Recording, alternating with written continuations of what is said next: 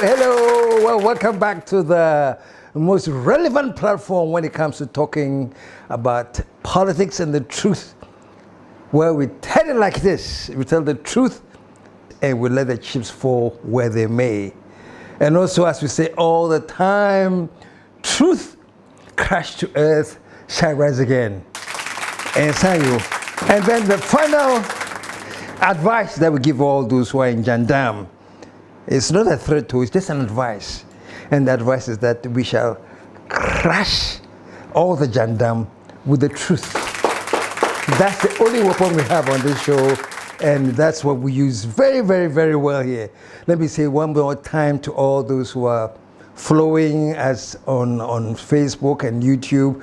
We've been reading your comments, lovely comments, powerful comments, and none of them is taken for granted. We appreciate everything, good and bad. We appreciate everything. And as usual, before I move on, I ask the same question, man. What time is it? And I like the fact that you give the same answer. It's Nation Time.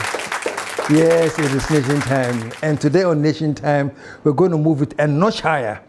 But before we go into talking about the notch higher, you know this Sunday coming is the 21st of September, and it's being celebrated or remembered as Kwame Nkrumah's great birthday. And for that reason, they are having a big festival at the Nkrofo, an Nkrumah Fest. Those of you who will still be in Accra here and not go there, please, you're welcome to join us at Cactus Creek for a fantastic buffet lunch on Nkrumah's birthday to celebrate the memory of that great man.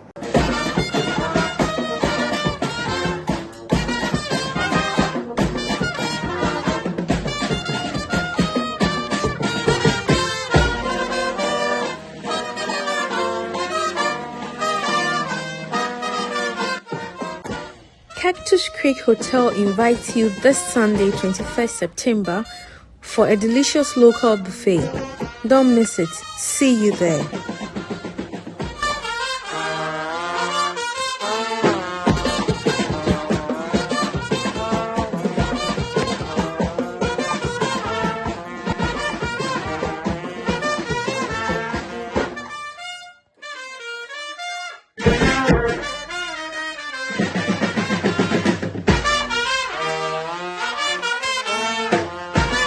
Hey, looking forward to seeing you all, man. This Sunday is the 21st, and it's Nkrumah's birthday. And folks, there's nothing I can say about Nkrumah today that you don't know or you haven't heard already, or I haven't even said already on this show. But there's something very interesting that I want to look at today when you talk about Nkrumah. This whole idea about Nkrumah never dies. And one can argue, but the man is dead, the man has been buried. I can take you to the mausoleum right now to see where the body is. Nkrumah never dies simply means the man has left a legacy, and that legacy will live on forever and ever and ever.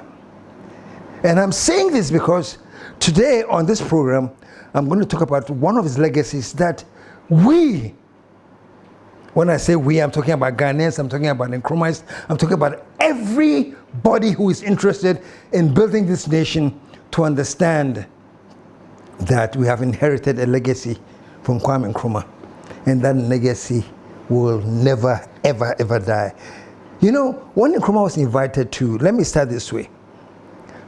The coup of 1966 by what is known as the National Liberation Council, the NLC, which Nkrumah appropriately called the Notorious Liars Council, the NLC.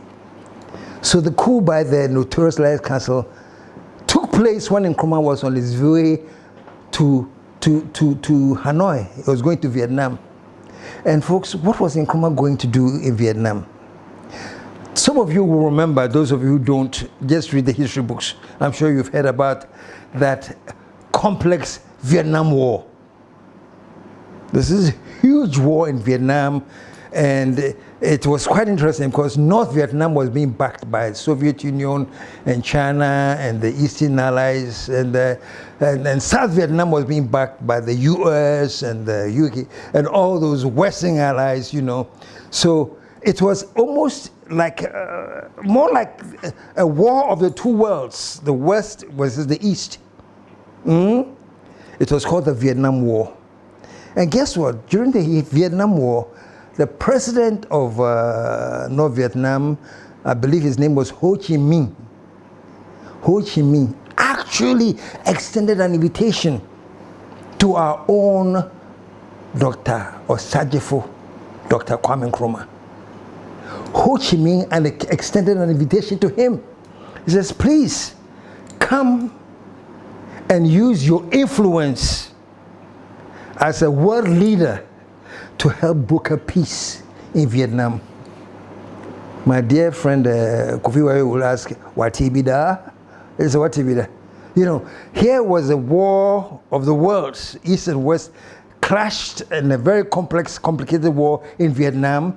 And the Vietnam president is seeking our president then, Kwame Nkrumah, come and broker peace and see whether we can end this Vietnam War. And that was the reason Nkrumah was not in Ghana. He was on the way to Vietnam to broker peace. And that is when the notorious Lies Council overthrew him. No, I'm just saying this for you to understand the kind of a person that we had. I mean, just imagine right now. Let's just take for example, with this whole Russian and Ukraine conflict.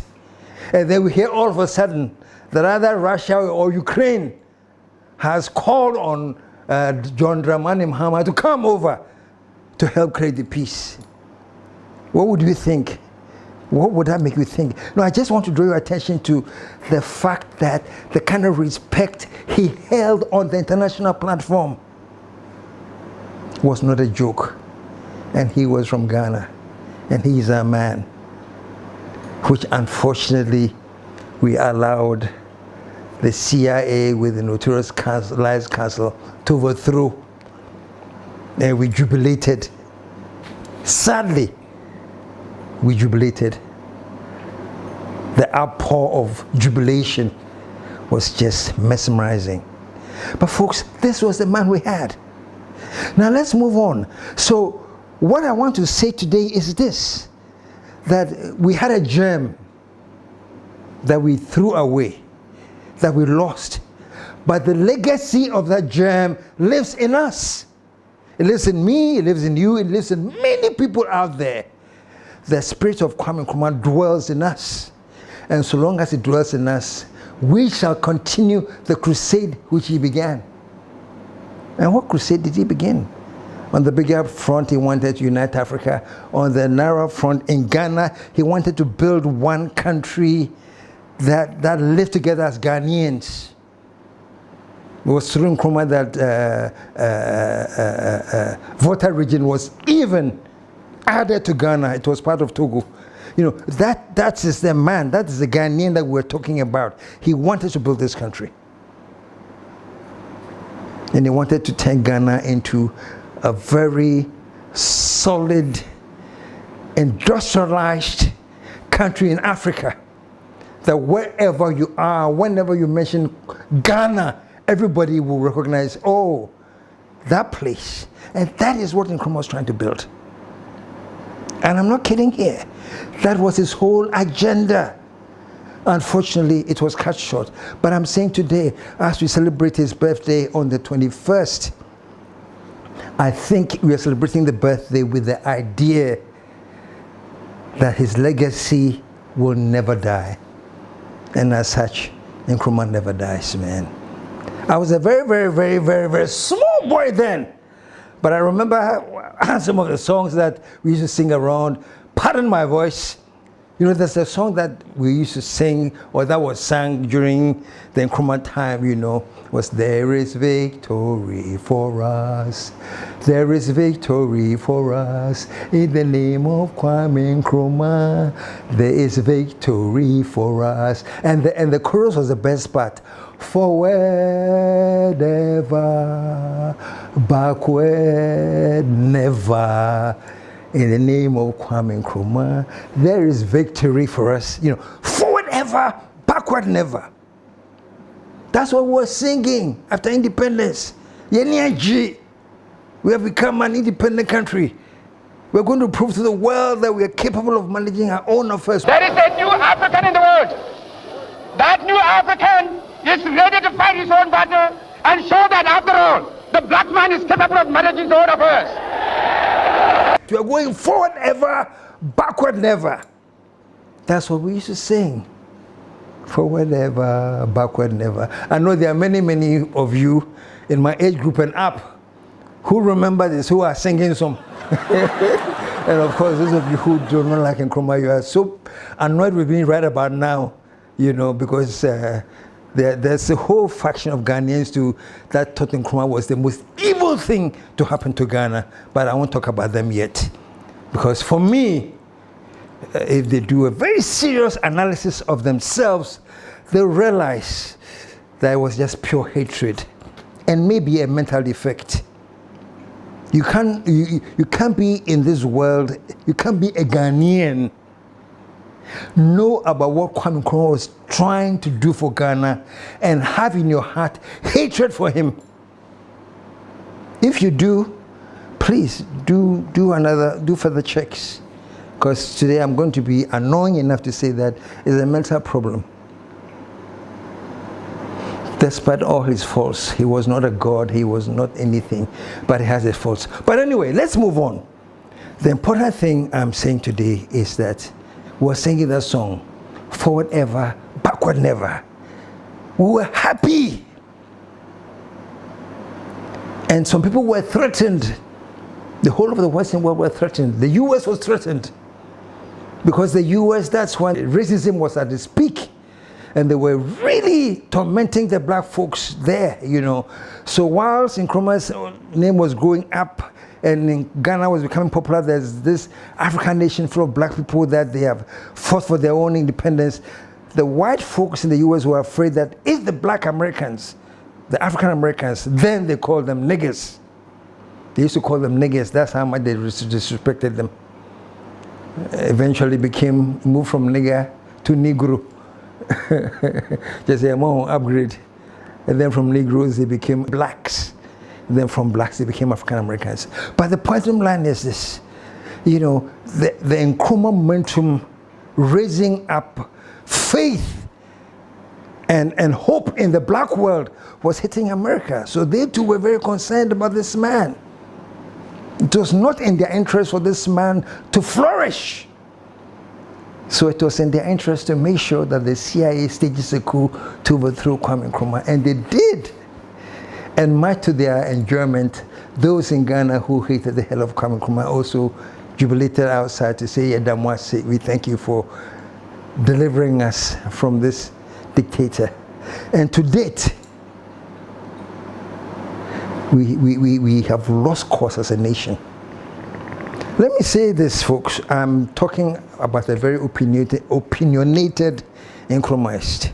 So at this point, if you are not an Nkrumahist, you feel free even to shut off this, you know, channel from a system, because I am talking as an unabashed and unapologetic Nkrumahist. Yes, like any human being, he made his mistakes, but his overall vision and agenda was for the good of all black people, and that I will never move away from that fact. So, as I'm saying, if you are not obsessed with Nkrumah as I am, maybe all I'm saying here will be yawa to you, say Kano. But let me say this, man. The dream, the vision that he had for Ghana, and how far we have strayed from it. And I'm glad the Ghanaians are now realizing that, wow, we lost a gem. And we are now, quote unquote, looking for the next Nkrumah. That will never happen. We are now looking for somebody that can come in with the agenda of unifying this nation and bring us up and facing forward. As Nkrumah said, he said, I don't look east or west, I face forward. And that's what we're supposed to do. And it was this idea and the strength and the desire to face forward that led to many of the things that he did that we threw away. Folks, you know, the whole of the Tema Township, he planned as communities. That's why we have Community 1, Community 2, Community 3. All of that came from his blueprint. Tema Habo, his blueprint. At one point, we had a fleet of, I think, 19 or 20 ships called the Black Star Line. Then we have the airline, Ghana Airways. And even when he checked the price of the cocoa, we were the leading producer of cocoa, but the Europeans who buy a cocoa will tell us, Ghana, today we'll give you £2 for your sack. Tomorrow we'll give you £1. Yesterday, this is what we did. They decide who were growing the cocoa. But they decide how much they will buy it from us. Nyaka said, yes, sir. Patrol the mobile, anything you have.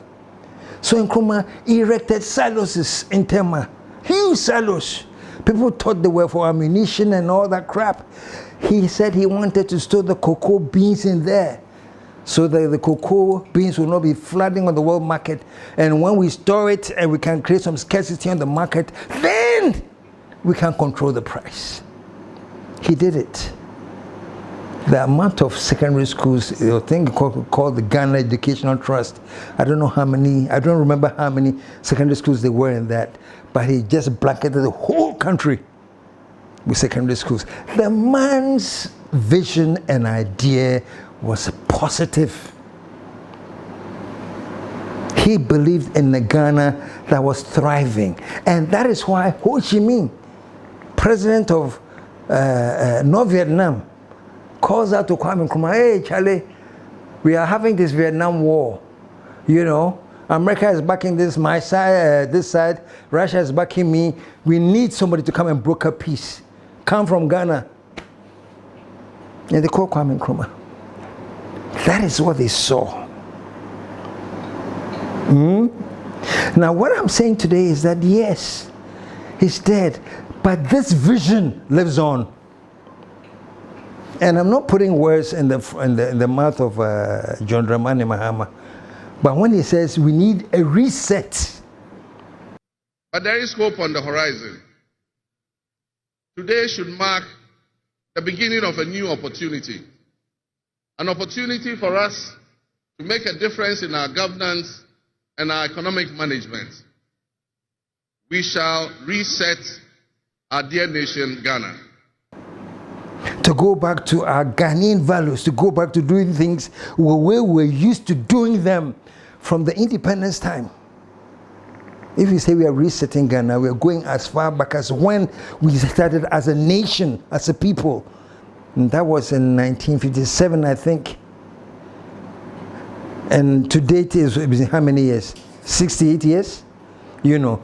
So we had the Nkrumah rule and the independence in 57, and I'm saying about 68 years later, the president says, Charlie, we have to reset.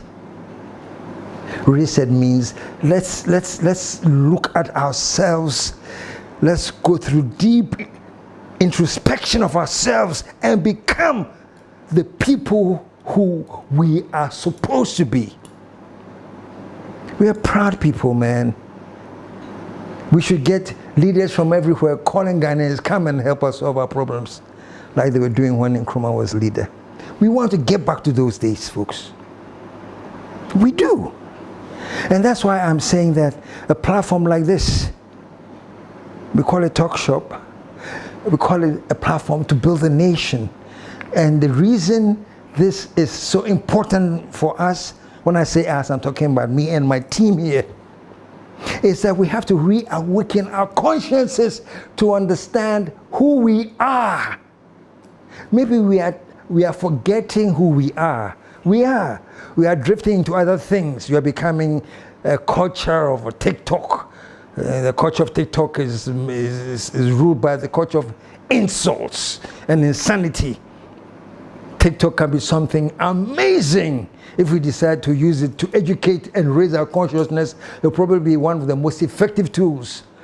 But right now, we just use it to insult, to demean, to degrade, to do absolutely nonsensical things. If right now I wanted to threaten the life of the president, I can't go to any studio to do it. I just stay to my studio, put on my phone, threaten the president, and then put it on TikTok. That is how insane things are. So part of the resetting is going back. And folks, we are not going back to a time where we no longer use TikTok. That would be crazy. We are not going back to the time where TikTok never existed. It is there now. Social media is there now. They are brilliant things. We are going back to understand how to use it now to project us as a people. To project us as a people who are proud and who have a sense of direction. You know, that's why I think in my last episode I said, or some episodes ago, what we need are nationalists. Even if you're a politician, be a politician, but be a nationalist. A nationalist is somebody who loves their nation, somebody who do anything for their nation. That's a nationalist. A politician is somebody who loves their pocket. They'll do everything for their pocket. They'll cut deals for their pocket. They'll do anything they can think of that can bring money that will end up in their pocket. That's a politician. A nationalist thinks about his or her country first. And you'll be surprised how many nationalists we have in Ghana. We don't hear from them because we see more of the politicians and the people who have the money to brag and do things. Those are the ones that we see more. So you'll be very, very surprised the amount of people who are nationalists who want this country to face forward. We face neither east nor west. We face forward. There are plenty out there. So when I do this show, I'm doing a show to reach out to those people out there that tell them we are here. Oh. And very soon we have to mobilize and become a solid unit of nationalists and try and impact the agenda on nation building. Because the agenda of nation building, whether it's going to be positive or negative, rests on us. And I'm doing all of this to remind you that this is the legacy Nkrumah infused in us. So yeah, Nkrumah is dead. But in terms of the fact that people like me and you out there are alive and we are still thinking of building our country, then Nkrumah never dies. He's in us. Me, I've said it all the time. Honestly, for whatever amount of time that I have to live here, I'll make sure that I can do all my best to change minds and change mindsets and have them face towards nation building. Because when you build a nation, as an integral part of nation building is national unity. How can you build your nation when the nation is not united? We're looking for national unity, man. We are looking for national unity. And I don't say this to be partisan or anything, but whatever is a true party, a national party that can represent Ghana, should be a party that has representation in every region and has a stronghold and a foothold in every region in Ghana. Then we know that that party is a national party. I'm sorry, if you have a party that has a stronghold in one region, that's it. Or two regions, that's it. No, they are not a national party. So let's all think of developing, even in our politics, an agenda that is national so that we have footprints in every region. When we do that, the next step will be national unity. And that will not be too difficult. I'm telling you something, folks, and I'll end up on this. We are very united in Ghana. Sometimes politicians and some leaders will make some stupid statements and things that will make us think that, hey, Charlie, we are divided people. We are not. Ghana is we Ghanaians are very, very, very united. Of course, some politicians would like to take advantage of some tribal, religious, something crap like that. But deep inside Ghanaians, dear, let me tell you something that happened not too long ago. I think it was but I was at the vulcanizing shop, trying to get my tire fixed. And there were these vulcanizers or people there in the corner, they were eating. They were eating. And I was just watching them. And folks, I was listening to the kinds of insults and tribal stuff they were talking about. And then I'm now where do we be there? So I don't come before them. Now so I just knew there was a Ghana, there was a big man, there was a Asante, and the way they were sort of insulting each other, going back and forth, all the time eating from the same pot. I was looking at that time and said, oh, wow, what a beautiful country. They were eating. So I'm just saying this for people to understand, yeah, I may be an Ashanti, I may be a Frafra, I may be this, and I may talk certain ways, but deep inside us, any people that can sit down and eat together are not tribalistic people. They may have some stupid ideas and say funny things, but they are not. And that's all I want to say. Ghana, we are very united people. Oh. We are very, very united people. And now if you get the Institute of Women Year Statistics no checker, you'll be surprised how many Ghanaians have intermarried among the trees, how many Evers are now married to the people from the north, how many the north are now intermarriages. The generation of children that are coming are a mixture. Oh, my mother was from Ever. My papa is Kwani. My father is Kwaba. My mother is from Sefi. That's the kind of Ghana we are in now. So all those archaic, outmoded politicians who are still thinking tribal and who are thinking about their certain places as their strongholds, you watch what is going to be happening. Not too far away, crowd. In the next election, crowd, the results will tell you how much the demographics and everything, the geography and the mentality of the Ghanaians have changed. But let me come back. Kwame Nkrumah's birthday is on the 21st of September. So if you're watching this before, it's just a few days away. If you're watching this after, then we've spent it already. But whether it's before or after, the man remains the same. Kwame Nkrumah said, forward ever, backwards never. And I think after the 1966 coup, we went backwards for a long time. There were periods that came in where we tried some forward movements and things like that. But generally, the backward march has been a lot. That's why I say that if Mr. President Mahama says he is going to reset and rebuild, I will back him with everything that I have. But I'll make sure that he is in fact resetting, rebuilding. Next time I'll talk about, I hear the big push has been launched. There's this agenda towards the 24-hour economy. All of these things we'll talk about at a different time. But my point is this. Even what made me so happy was when I had minority leader, Mr. Afenyo, my nephew, he calls me uncle. Ofase. I actually heard Ofase saying that he's seen the blueprint of the 24-hour economy. He's seen the blueprint and he's hoping that it works. Because if it works not only for the NDC in power, it works for Ghana, it works for the youth. In respect of the 24-hour economy policy, I must embrace it because if it works, it will work for the youth of the Ghana. The fact that I am in opposition does not mean I should poo-poo it. I have seen the policy document. I pray the government will be able to roll it out for the benefit of the private sector so that more jobs will be created. For the youth, road meant access to opportunity. I am therefore happy that this government has introduced this big push idea where major roads are going to be tackled.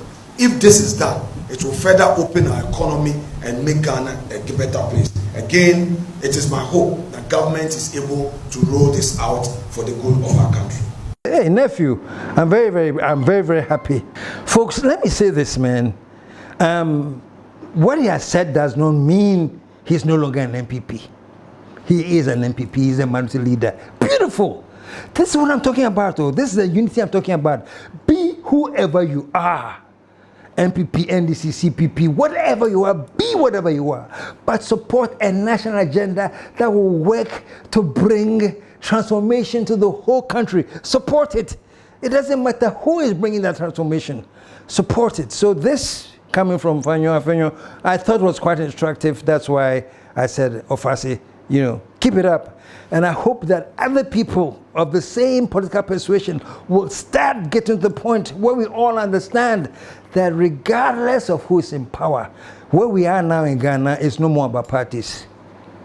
I tell you frankly, baby, Ghana do say no, and your party same be where we are now is no party matter. So be in whatever party you want to be, but think nationally. That's where we are now. Let us build this nation. And we'll build the nation as a united people. Trust me, one day your own very eyes, you see when near Ghana, how Ghana will rise again.